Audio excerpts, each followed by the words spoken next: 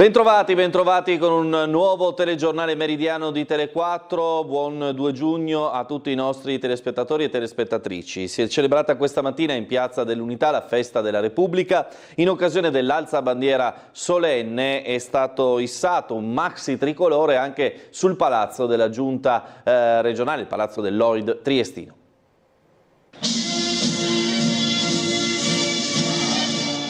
Trieste indossa il tricolore per celebrare in un'assolata e affollata Piazza dell'Unità d'Italia la Festa della Repubblica. Un contorno di triestini e turisti da ogni angolo del mondo ha fatto da cornice all'ingresso delle autorità militari e civili per assistere a un'alzabandiera da brividi per il 79° anniversario della fondazione.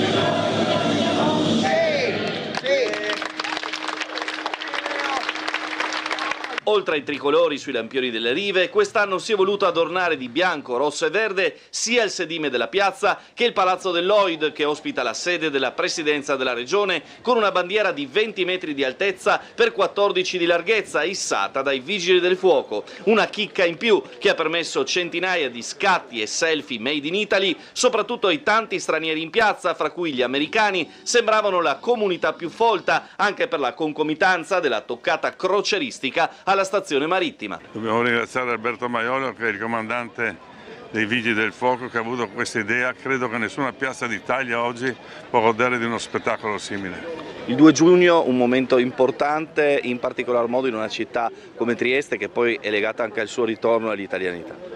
Basta girarsi e vedere quanta gente. Sai, un'alzabandiera a Trieste è un avvenimento, è qualcosa di straordinario, la gente viene giù, proprio si vede l'amore per la città e per la patria. Ma io direi un piacere in più per i Vigili del Fuoco poter fare un qualche cosa di particolare per questa città. È stata un'idea del prefetto Signoriello, che voleva quest'anno fare qualcosa di diverso. Noi l'abbiamo garantita grazie al personale del comando, ai SAF soprattutto, che l'hanno issata e che nel pomeriggio con una manovra faranno contemporaneamente dai Pili e dal Palazzo della Regione anche l'ammaina bandiera.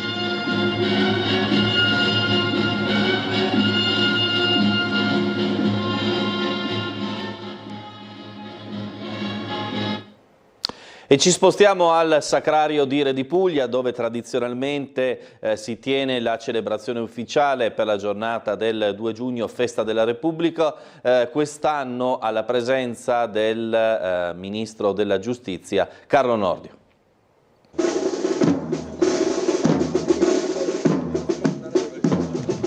L'acido corrosivo del relativismo sembra dissolvere i valori tradizionali, rendendoli oggetto di indifferenza e persino di derisione.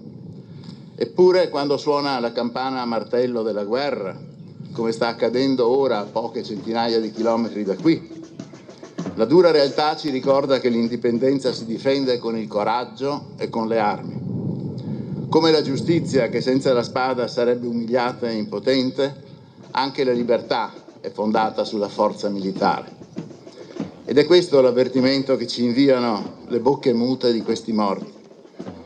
Onorando la Repubblica in questo giorno di festa, noi onoriamo il loro sacrificio. E questo è il passaggio più significativo del discorso tenuto dal Ministro della Giustizia Carlo Nordio al Sacrario di Re di Puglia in occasione della celebrazione del 2 giugno. Il Ministro ha spiegato i concetti di patria, onore e dovere. La commemorazione del 79° anniversario della fondazione, organizzata dal Comando Militare Esercito Friuli Venezia Giulia e presieduta dal generale di Corpo d'Armata Maurizio Ricò, comandante delle Forze Operative Nord, ha avuto inizio con lo schieramento del Reggimento Interforze. I reparti delle 4 forze armate e dei corpi armati dello Stato, preceduti dalla musica d'ordinanza della Brigata di Cavalleria Pozzuolo del Friuli e della bandiera di guerra del 3° Reggimento Artiglieria Terrestre della Brigata Alpina Iulia, e seguiti dai labari delle associazioni combattentistiche d'arma e dai gonfaloni dei comuni decorati al valor militare della regione, hanno percorso la via eroica per schierarsi nell'area sacra.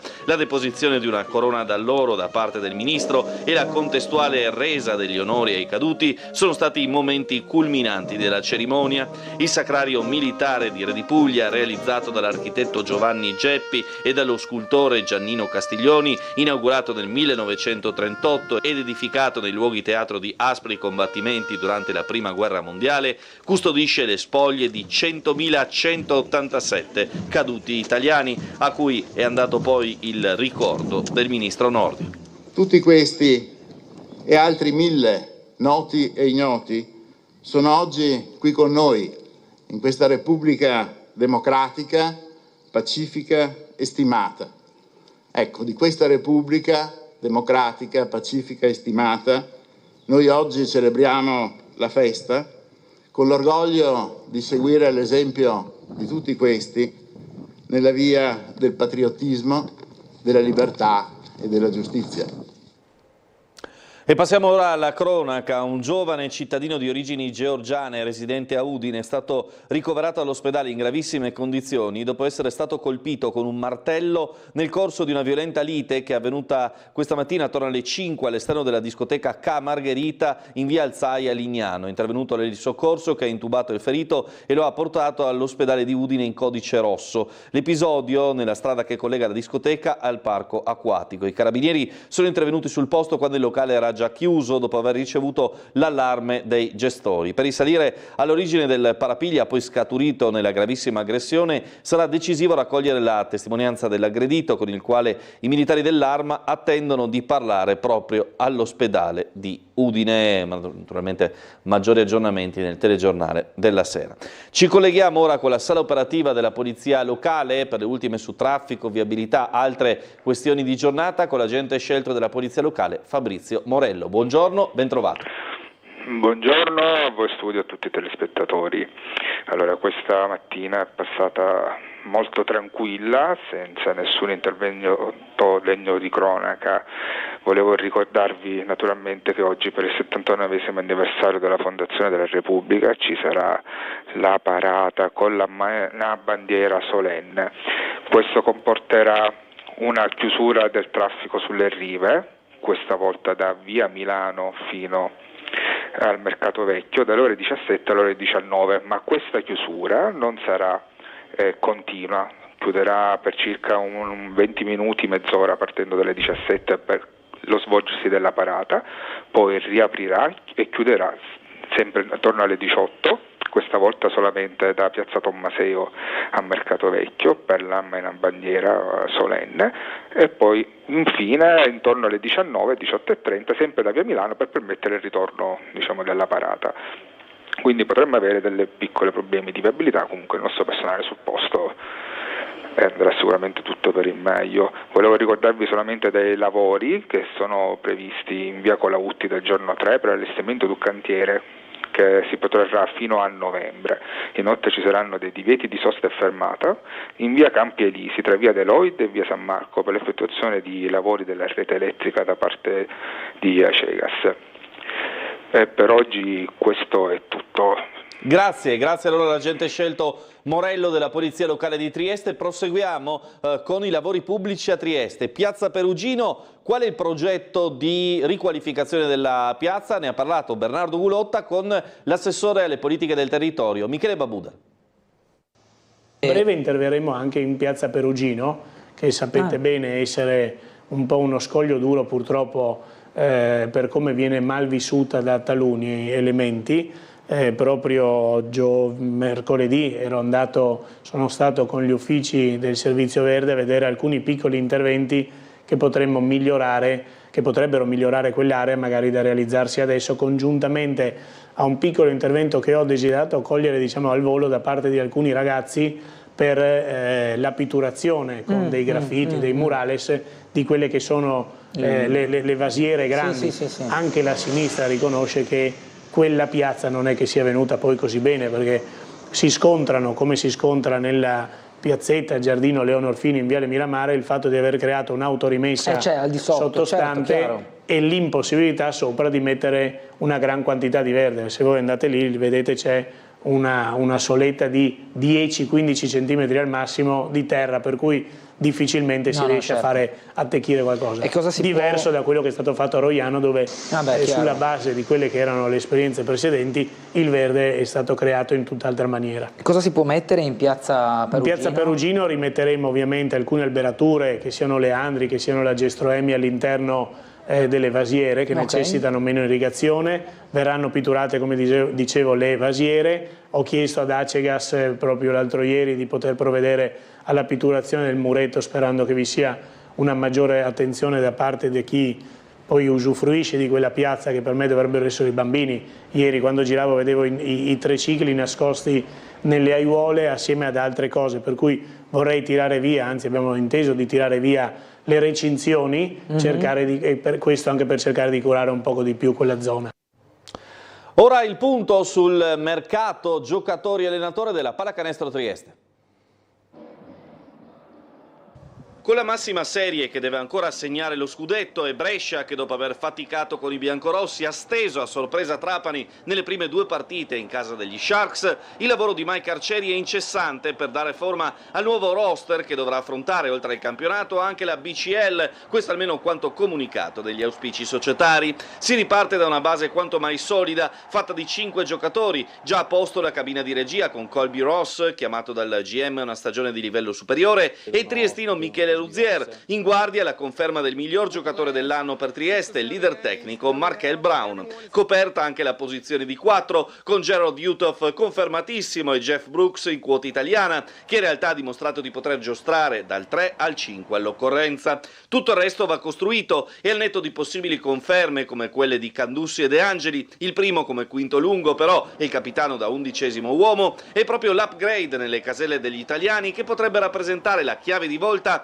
per alzare il livello complessivo della squadra. Archiviata l'ipotesi di un ritorno nella città della Bora di Davide Alviti, che resta varese, si è aperta la suggestione Stefano Tonut. Il triestino non sta mettendo piede in campo a Milano. L'insoddisfazione è palese, oltre che è concreta la possibilità di uscita dal suo contratto al termine della stagione. Al netto che si dovrebbe più che dimezzare l'ingaggio per approdare in piazze come Trieste, ma in realtà anche con la sua ex squadra Venezia che pare si sia già fatta avanti, l'intenzione del giocatore è comunque quella di provare in primis a restare in una società che milita in Eurolega prima di valutare altre opzioni. Quanto agli stranieri è evidente che molto si gioca sull'americano che rimpiazzerà Denzel Valentine. Il ricordo del chitarrista resterà indelebile dentro e fuori dal campo, ma è palese l'intenzione della società di arrivare a un talento in grado di garantire più continuità senza quel numero a volte esagerato con Denzel di palloni a disposizione per entrare in ritmo. Sotto i tabelloni, ma anche nella posizione di 3, non ci sono ancora rumors di sorta, ma l'intenzione è chiara: aggiungere muscolarità e potenza, forse il tallone d'Achille del roster di quest'anno. Quanto al coach, al momento si resta su Riccardo Fois, ex assistant coach dei Sacramento Kings e nello staff di Pozzecco in nazionale, ma ancora nessuna conferma. Aggiungo peraltro che non ci sono novità di nessun tipo in casa triestina, naturalmente vi aggiorneremo a partire già da domani sulla iscrizione o meno al campionato di Serie C che tiene col fiato sospeso tutti i supporter rosso-labardati. Con Bernardo Gulotta invece andiamo a fare un viaggio nel mondo della birra al Convention Center di Portovivo. C'è tempo fino alla mezzanotte di domenica, alle 22 di lunedì 2 giugno, per venire ad assaggiare una birra artigianale a Birra in Fiera, prima edizione in programma al Centro Congressi Generali Convention Center del Portovecchio. Birrificio Birra Gaia dalla Brianza a Trieste. Innanzitutto, com'è andata la giornata di ieri, giornata inaugurale di questa fiera? Ma molto bene, direi, essendo la prima edizione mi aspettavo onestamente meno, in realtà la gente ha partecipato. Qual è nel vostro birrificio punto di forza, in cosa siete specializzati? Diciamo che siamo specializzati sulle IPA, partiamo da una session IPA da 4 gradi e mezzo, DDH, una Hazy IPA fino ad arrivare a una Double IPA da 8 gradi e mezzo. Ad oggi abbiamo 12 tipologie di IPA a destino.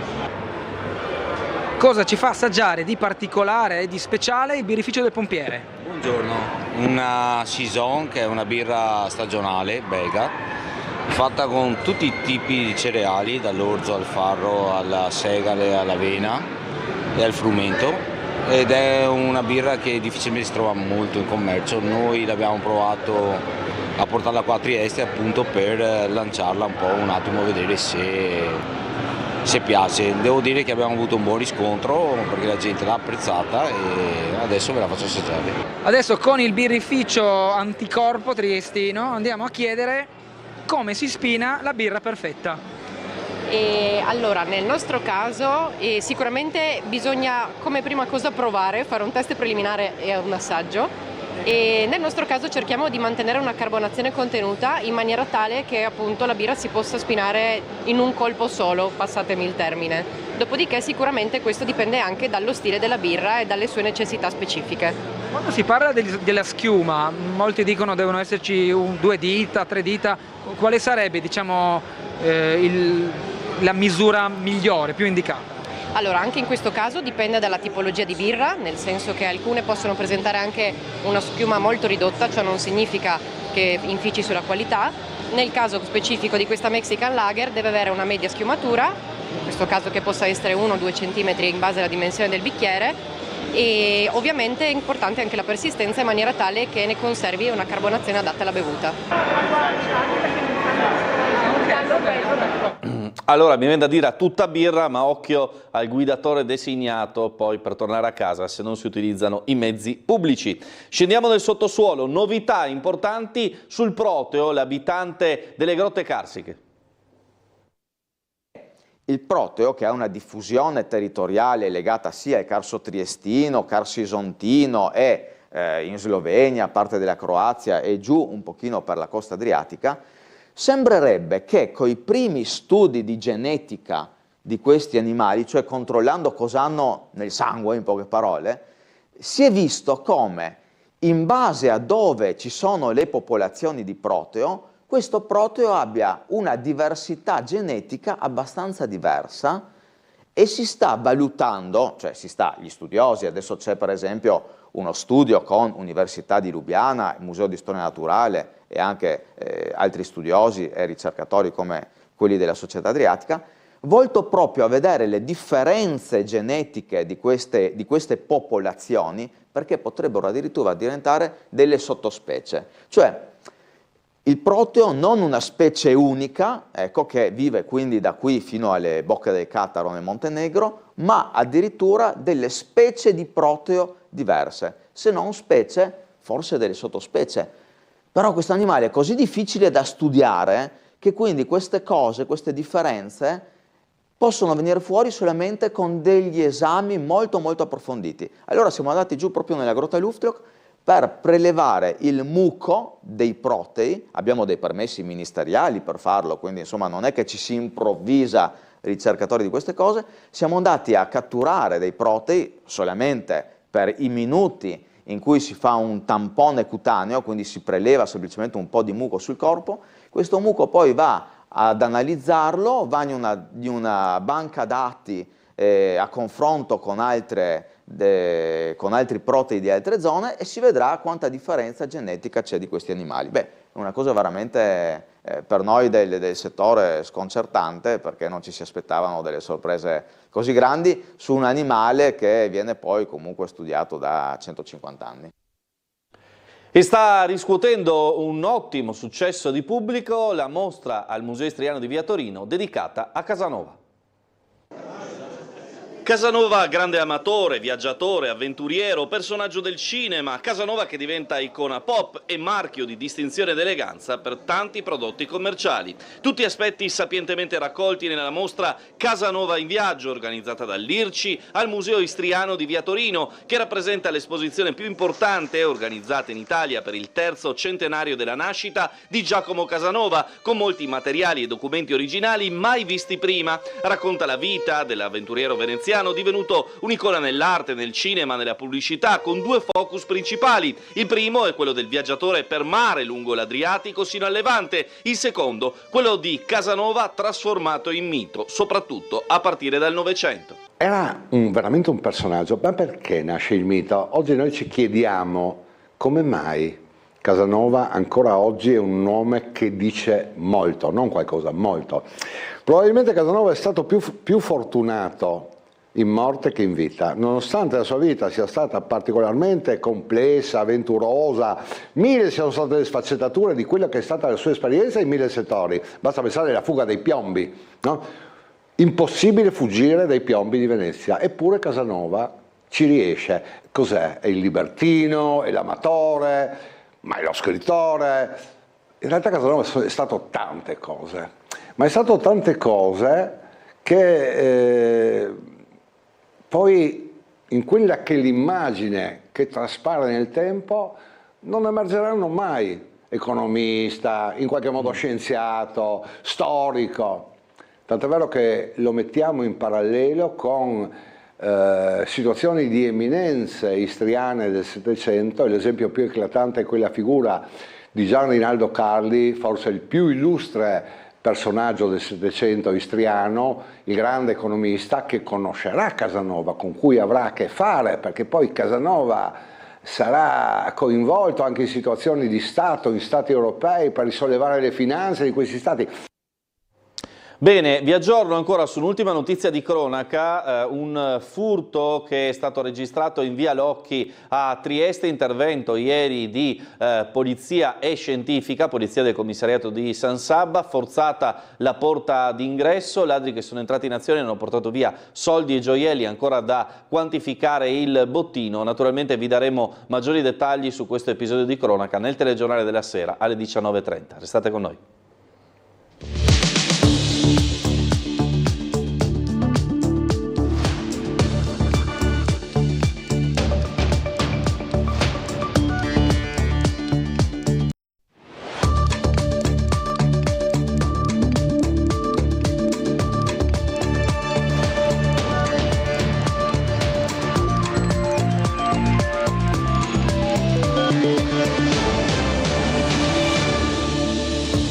Trieste si veste di tricolore per la festa della Repubblica, issata una maxi bandiera sul Palazzo della Regione in occasione della tradizionale cerimonia. L'indipendenza si difende con il coraggio e con le armi, così il ministro della Giustizia Nordio nel corso della cerimonia del 2 giugno al Sacrario di Re di Puglia. Rissa davanti alla discoteca Ca Margherita di Lignano, è grave il 21enne georgiano colpito a martellate da ignoti e ricoverato d'urgenza con l'intervento dell'elisoccorso.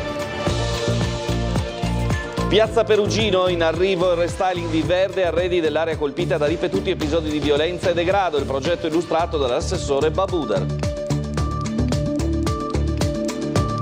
Scoppia l'estate in corrispondenza del ponte del 2 giugno e la città si riversa in massa in riva al mare a Barcola tra tuffi, relax e le immancabili partite di briscola.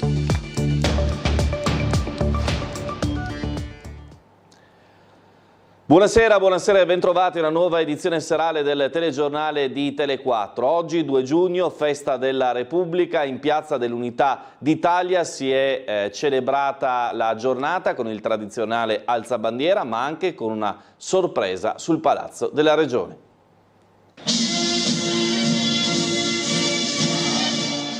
Trieste indossa il tricolore per celebrare in un'assolata e affollata Piazza dell'Unità d'Italia la festa della Repubblica. Un contorno di triestini e turisti da ogni angolo del mondo ha fatto da cornice all'ingresso delle autorità militari e civili per assistere a un'alzabandiera da brividi per il 79° anniversario della fondazione.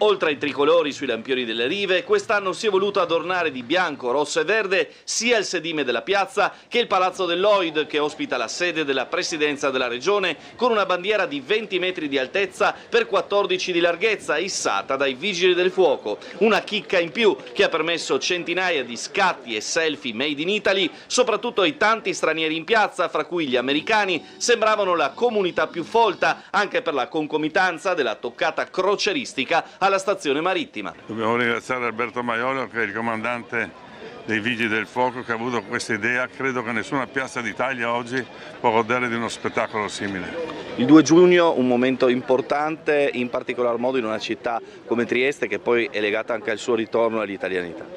Basta girarsi e vedere quanta gente. Sai, un'alza bandiera a Trieste è un avvenimento, è qualcosa di straordinario, la gente viene giù, proprio si vede l'amore per la città e per la patria. Ma io direi un piacere in più per i Vigili del Fuoco poter fare un qualche cosa di particolare per questa città, e è stata un'idea del prefetto Signoriello che voleva quest'anno fare qualcosa di diverso. Noi l'abbiamo garantita grazie al personale del comando, ai SAF soprattutto, che l'hanno issata e che nel pomeriggio con una manovra faranno contemporaneamente dai Pili e dal Palazzo della Regione anche l'ammaina bandiera.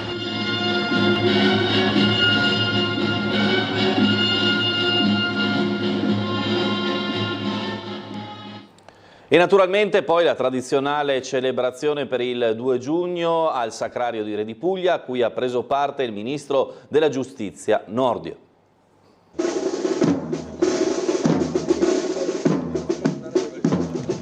L'acido corrosivo del relativismo sembra dissolvere i valori tradizionali, rendendoli oggetto di indifferenza e persino di derisione. Eppure, quando suona la campana a martello della guerra, come sta accadendo ora a poche centinaia di chilometri da qui, la dura realtà ci ricorda che l'indipendenza si difende con il coraggio e con le armi. Come la giustizia, che senza la spada sarebbe umiliata e impotente, anche la libertà è fondata sulla forza militare. Ed è questo l'avvertimento che ci inviano le bocche mute di questi morti.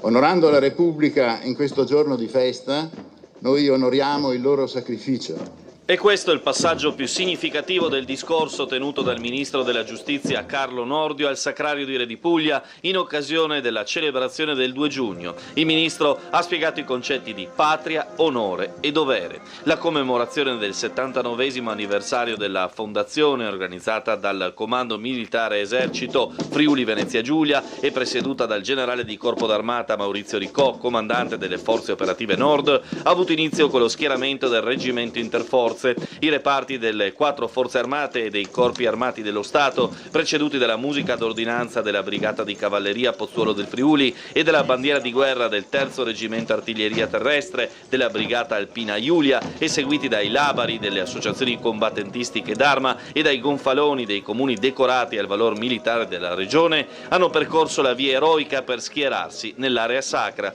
La deposizione di una corona d'alloro da parte del Ministro e la contestuale resa degli onori ai caduti sono stati i momenti culminanti della cerimonia. Il Sacrario militare di Re di Puglia, realizzato dall'architetto Giovanni Geppi e dallo scultore Giannino Castiglioni, inaugurato nel 1938 ed edificato nei luoghi teatro di aspri combattimenti durante la Prima Guerra Mondiale, custodisce le spoglie di 100.187 caduti italiani, a cui è andato poi il ricordo del Ministro Nordio. Tutti questi e altri 1000 noti e ignoti sono oggi qui con noi, in questa Repubblica democratica, pacifica e stimata. Ecco, di questa Repubblica democratica, pacifica e stimata, noi oggi celebriamo la festa con l'orgoglio di seguire l'esempio di tutti questi nella via del patriottismo, della libertà e della giustizia. E passiamo ora alla cronaca. È ricoverato in condizioni gravissime il 21enne che sarebbe stato aggredito a martellate la scorsa notte davanti a una nota discoteca di Lignano.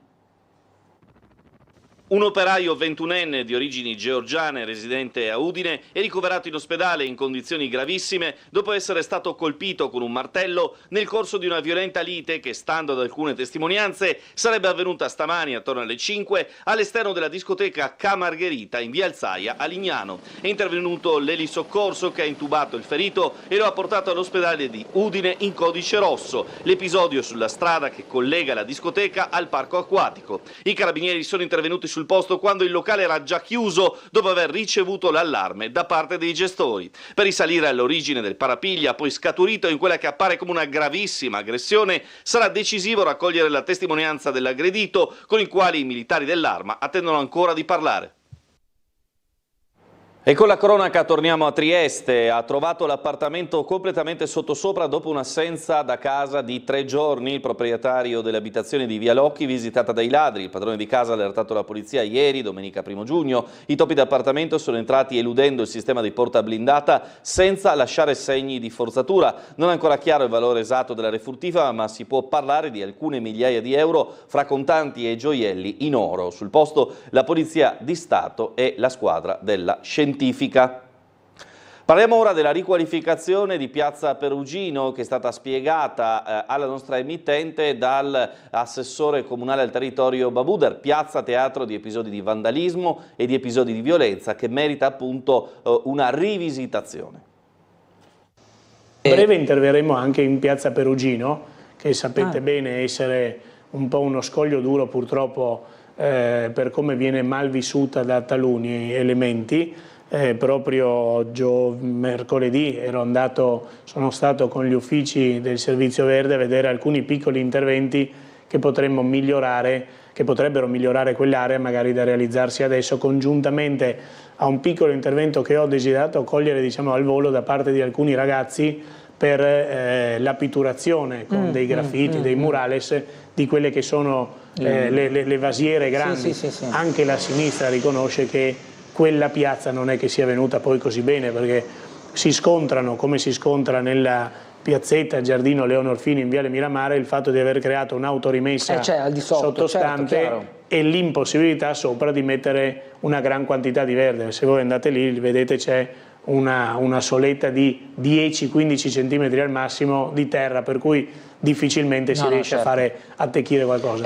Diverso da quello che è stato fatto a Roiano, dove sulla base di quelle che erano le esperienze precedenti il verde è stato creato in tutt'altra maniera. E cosa si può mettere in Piazza Perugino? In Piazza Perugino rimetteremo ovviamente alcune alberature, che siano leandri, che siano la gestroemia all'interno delle vasiere che necessitano meno irrigazione. Verranno pitturate, come dicevo, le vasiere. Ho chiesto ad Acegas proprio l'altro ieri di poter provvedere alla pitturazione del muretto, sperando che vi sia una maggiore attenzione da parte di chi poi usufruisce di quella piazza, che per me dovrebbero essere i bambini. Ieri quando giravo vedevo i tricicli nascosti nelle aiuole assieme ad altre cose, per cui vorrei tirare via, anzi abbiamo inteso di tirare via le recinzioni, questo anche per cercare di curare un poco di più quella zona. Allora è scoppiata l'estate in corrispondenza del ponte del 2 giugno e in tanti si sono riversati in riva al mare, in particolare a Barcola. Con temperature che hanno sfiorato i 30 gradi nel ponte del 2 giugno è di fatto scoppiata l'estate. Ed ecco che fioccano le brandine nel baule dell'auto sul portapacchi dello scooter e si fa rotta verso Barcola. Un po' di relax dopo tutti gli impegni della settimana che deve ancora iniziare. Ci sta mettersi qua a Barcola, un po' di sole. E qui in Barachino che c'è sempre un clima perfetto per rilassarsi. Beh, il sole completo no, perché è appena velato, si sta all'ombra, è quasi freschetto. Al sole si sta benissimo. Si pensava ci fosse più gente, però tutto ok, è andata bene come sempre qui a Barcola. Sì, siamo contenti che finalmente fa caldo e speriamo andare avanti bene così. Ma guardi, ho cominciato l'altro ieri e sono già abbronzato, sono qua a Barcolano. Tintarella, primi tuffi, briscola e spritz la fanno da padrone sulla riviera, in cui anno dopo anno si vedono anche i turisti che, al netto della visita in stile città d'arte, non disdegnano un bagno di mare in salsa nostrana, abbarbicati sugli scogli o sui pontili attrezzati, piuttosto che all'ombra della pineta. La stagione in riviera è ufficialmente iniziata. Beh, finalmente è arrivato il caldo, insomma abbiamo visto c'è parecchia gente, parecchi turisti, abbiamo notato ci sono molti austriaci e anche ungheresi abbiamo notato, quindi fa piacere di vedere persone che vengono da altre città e vengono qui. Ci sono anche molti veneti, anche ieri e oggi ci sono molti veneti, quindi la giornata si è presentata molto bene sia ieri che oggi. C'è un bel via vai di persone. Bella sole, tranquilli, qui sulla Trieste che mi sembra Napoli, qua ci sta la Pineta che mi sembra la villetta comunale, assieme a tanti bambini e tanto caldo. No, si sta molto bene, soprattutto dopo le giornate di lavoro, queste 3 giornate di relax, si sta molto bene, sì. I tifosi della Triestina scendono in piazza per i noti problemi societari. L'appuntamento è per mercoledì 4 giugno in Piazza della Borsa alle 18:30, poi il corteo si dirigerà verso Piazza Unità, così si legge su un volantino diffuso sui social dal nucleo San Giacomo. Trieste merita rispetto dopo l'ennesima situazione imbarazzante, dopo l'ennesima presa in giro da parte di questa società. Chiediamo un intervento delle istituzioni nelle persone del sindaco di piazza e del presidente della regione Fedriga. A questi soggetti chiediamo chiarezza sulle sorti della nostra amata Unione e pretendiamo che gli stessi esprimano il loro punto di vista sulla situazione, pertanto chiamiamo a raccolta tutta la tifoseria alla bardata. Restiamo in ambito sportivo con il mercato della pallacanestro Trieste, o quantomeno quello su cui sta lavorando Mike Arcieri e quello che si pensa come rumors di mercato che potrebbe accadere, anche se al momento nulla è certo. Con la massima serie che deve ancora assegnare lo scudetto e Brescia che dopo aver faticato con i biancorossi ha steso a sorpresa Trapani nelle prime 2 partite in casa degli Sharks, il lavoro di Mike Arcieri è incessante per dare forma al nuovo roster che dovrà affrontare oltre al campionato anche la BCL, questo almeno quanto comunicato degli auspici societari. Si riparte da una base quanto mai solida, fatta di 5 giocatori, già a posto la cabina di regia con Colby Ross, chiamato dal GM a una stagione di livello superiore, e il triestino Michele Ruzier, in guardia la conferma del miglior giocatore dell'anno per Trieste, il leader tecnico Markel Brown. Coperta anche la posizione di 4 con Gerald Uthoff confermatissimo e Jeff Brooks in quota italiana, che in realtà ha dimostrato di poter giostrare dal 3 al 5 all'occorrenza.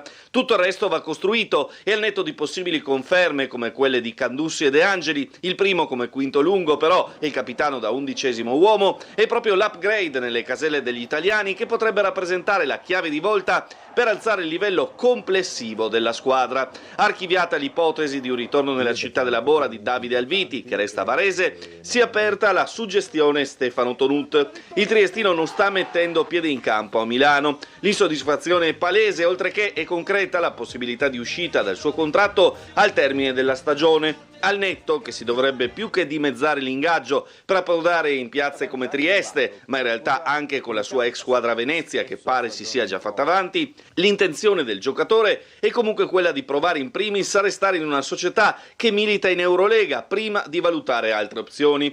Quanto agli stranieri è evidente che molto si gioca sull'americano che rimpiazzerà Denzel Valentine. Il ricordo del chitarrista resterà indelebile dentro e fuori dal campo, ma è palese l'intenzione della società di arrivare a un talento in grado di garantire più continuità senza quel numero a volte esagerato con Denzel di palloni a disposizione per entrare in ritmo. Sotto i tabelloni, ma anche nella posizione di 3, non ci sono ancora rumors di sorta, ma l'intenzione è chiara: aggiungere muscolarità e potenza, forse il tallone d'Achille del roster di quest'anno. Quanto al coach, al momento si resta su Riccardo Fois, ex assistant coach dei Sacramento Kings e nello staff di Pozzecco in nazionale, ma ancora nessuna conferma. E ora facciamo un viaggio nel mondo della birra assieme a Bernardo Gulotta con la fiera che è andata in scena al Convention Center di Portovivo. C'è tempo fino alla mezzanotte di domenica, alle 22 di lunedì 2 giugno, per venire ad assaggiare una birra artigianale a Birra in Fiera, prima edizione in programma al Centro Congressi Generali Convention Center del Portovecchio. Birrificio Birra Gaia dalla Brianza a Trieste. Anzitutto, com'è andata la giornata di ieri, giornata inaugurale di questa fiera? Ma molto bene, direi. Essendo la prima edizione mi aspettavo onestamente meno, in realtà la gente ha partecipato. Qual è nel vostro birrificio punto di forza? In cosa siete specializzati? Diciamo che siamo specializzati sulle IPA. Partiamo da una session IPA da 4 gradi e mezzo, di DH, una Easy IPA fino ad arrivare a una Double IPA da 8 gradi e mezzo. Ad oggi abbiamo 12 tipologie di IPA a destino. Cosa ci fa assaggiare di particolare e di speciale il birrificio del Pompiere? Buongiorno, una Saison che è una birra stagionale belga, fatta con tutti i tipi di cereali, dall'orzo al farro alla segale all'avena e al frumento. Ed è una birra che difficilmente si trova molto in commercio. Noi l'abbiamo provato a portarla qua a Trieste appunto per lanciarla un po', un attimo, vedere se se piace. Devo dire che abbiamo avuto un buon riscontro perché la gente l'ha apprezzata e adesso ve la faccio assaggiare. Adesso con il birrificio Anticorpo triestino andiamo a chiedere come si spina la birra perfetta. Allora, nel nostro caso sicuramente bisogna come prima cosa provare, fare un test preliminare e un assaggio. E nel nostro caso cerchiamo di mantenere una carbonazione contenuta in maniera tale che appunto la birra si possa spinare in un colpo solo, passatemi il termine. Dopodiché sicuramente questo dipende anche dallo stile della birra e dalle sue necessità specifiche. Quando si parla della schiuma, molti dicono devono esserci 2 dita, 3 dita, quale sarebbe diciamo la misura migliore, più indicata? Allora, anche in questo caso dipende dalla tipologia di birra, nel senso che alcune possono presentare anche una schiuma molto ridotta, ciò non significa che infici sulla qualità. Nel caso specifico di questa Mexican Lager deve avere una media schiumatura, in questo caso che possa essere 1-2 cm in base alla dimensione del bicchiere, e ovviamente è importante anche la persistenza in maniera tale che ne conservi una carbonazione adatta alla bevuta. Ed ora quella che potrebbe essere un'interessante scoperta per gli amanti delle grotte e della fauna. Il proteo, il bianco anfibio cieco, abitante delle grotte del Carso, potrebbe avere diverse specie e sottospecie. Ne abbiamo parlato con il presidente della Società Adriatica di Speleologia, Marco Restaino.